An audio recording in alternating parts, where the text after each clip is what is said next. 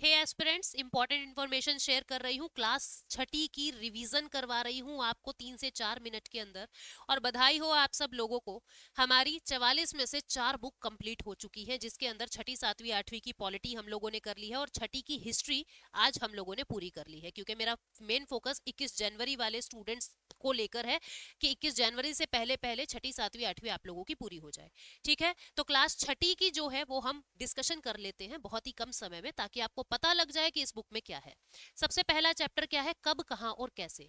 इस बुक के अंदर क्या बताया हुआ है कब, कहां और कैसे में, कि किस तरीके से इंसान को पता लगा कि अपने इतिहास में था क्या। हम लोगों ने देखा मैन्यूस्क्रिप्ट्स क्या होते हैं, जैसे जिसको पांडुलिपि कहते हैं। हमने देखा शिलालेख क्या होते हैं, कौन कौन से शिलालेख अशोक के कहाँ कहाँ पे थे। ये सारी चीजें अपने चैप्टर नंबर 1 में है।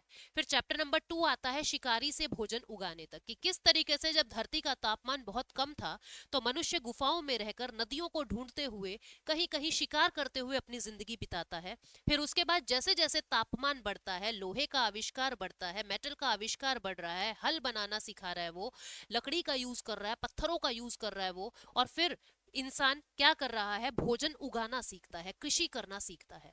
जिसके अंदर हम लोगों ने अलग अलग तरीके की स्टोन एज को समझा। ठीक है, नियोलिथिक यानी नव पाषाण काल, मध्य पाषाण काल, पूरा पाषाण काल, फिर माइक्रोलिथिक क्या होता है, मेगालिथिक क्या होता है, ये सब चीजें हम लोगों ने इस चैप्टर के अंदर समझा कि किस किस तरीके से टूल बना के शिकार करता था इंसान, क्या दिक्कतें उसको आती थी और कैसे वो जगह जगह भटकता रहता था। फिर उसके बाद आपका वैदिक काल आता है, जहां पे इंसान समाज बनाना सीख गया था, जिसके अंदर हम लोगों ने ऋग्वेद के बारे में समझा, जो हमारा 4 वेदों में से सबसे पहला वेद, सबसे पुराना वेद है ऋग्वेद, जिसके अंदर अलग अलग नदियों का जिक्र है। जैसे हमारी सिंधु नदी का, जैसे हमारी सरस्वती नदी का, ठीक है, यमुना नदी का जिक्र बहुत कम है, गंगा नदी का जिक्र केवल एक बार है।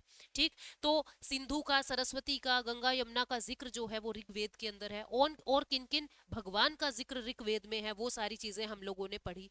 फिर उसके बाद उत्तर वैदिक काल आता है, जहां पे समाज में कुरीतियां भी बढ़ रही थी, और सामवेद, यजुर्वेद, अथर्ववेद, इसके बारे में हम लोगों ने यहाँ पे पढ़ा।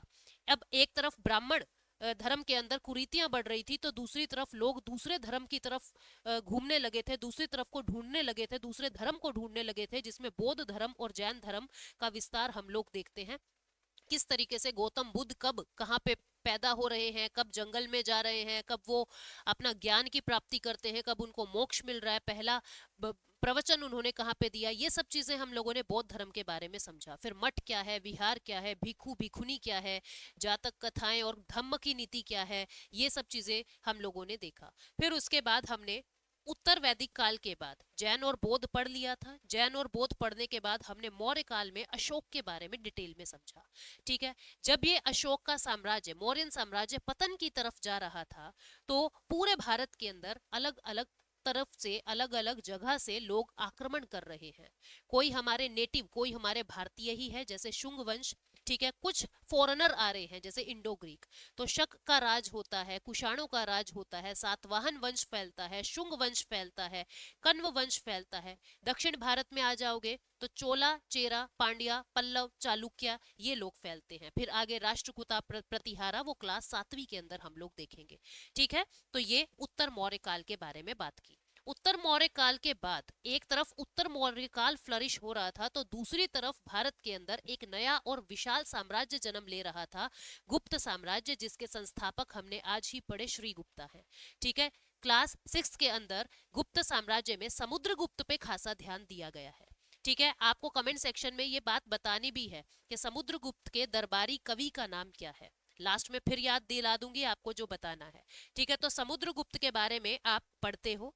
जब गुप्त साम्राज्य का अंत हो जाता है, तो उत्तर में वर्धन वंश देखते हैं, और दक्षिण के अंदर हम चालुक्य और पल्लवों की लड़ाई को देखते हैं। चालुक्य में पुलकेसिन 2 का जिक्र क्लास छठी के अंदर है।